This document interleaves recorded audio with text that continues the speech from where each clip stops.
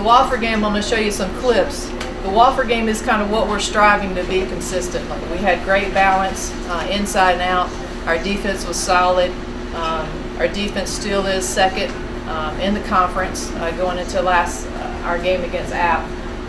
But when we're able to get our defense going the way it has been and get some good balance on the offensive end with our post play and our guards' ability to kind of create a little bit, get some threes going, we're really dangerous. And that's the Wofford game was kind of our example of what we're working to be consistently. It's great to be back at Ramsey this weekend with Sanford coming in. We've had some good success against Sanford, beating them the last time that they were here, going into SoCon play last year. They run the Princeton offense, a lot of backdoor cuts, really good shooters, so it's going to be critical. We started yesterday on breaking down their offense and exactly what we need to do. So we'll be prepared for that. And then Chat coming in on Sunday. They're playing really well. They've had a good season so far.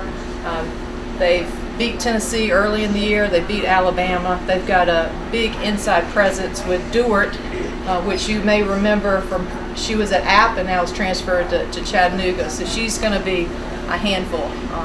But we've had some good success against them and what we're able to do and having to shift off and double her and really work to make someone else have a good game. So going into both with really good ideas of game plans that we need to work on to do, and just got to work to execute, get our offense going a little bit, get some rhythm with that.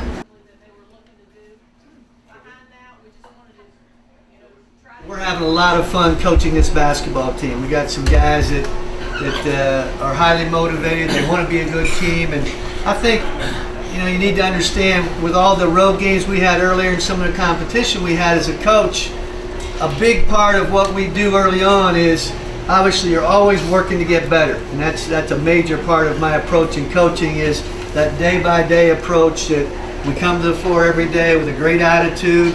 You come to work and we come to get better individually and collectively as a team, and that never changes. And some of the young kids have to learn that a little bit, but that never changes. But our challenge early on is to make sure we keep things in perspective. Guys want to win. They want to have success. Obviously, we all do. And so you got to keep things in perspective, and you got to show them that we are getting better, we're competing better, and help them learn how they can have that success that you're looking for. We've made progress. We really have. I think all season long we've been on a steady incline of getting better. We've had to identify, obviously, areas as you do every day, every week about what you do need to get better. If you look at conference stats there, I don't know if that's on your sheet or not, but we are consistently pretty high in a lot of stat areas, and I think that's why we played people pretty well. We were in most every game that we played so far. I can't think of one single game, correct me coaches, I can't think of one game so far, even with our high major people, where we haven't been in the ball game and made it very competitive. And most of those people we had a 7 to double-digit lead in at some point in the game. But there's a common theme that's kind of raised its ugly head with us that we're trying to address. And I thought we had it pretty well under control as we really put the microscope on it for a good 6 weeks. Is we've had a stretch of every ball game where our opponents have gone on a 10-2, 10-0, 12-2, 12-4 run on us at some point. And that's huge in a ball game. And it's hard to overcome. So sometimes it's been in the first half. More times than not with us, it's been in the second half.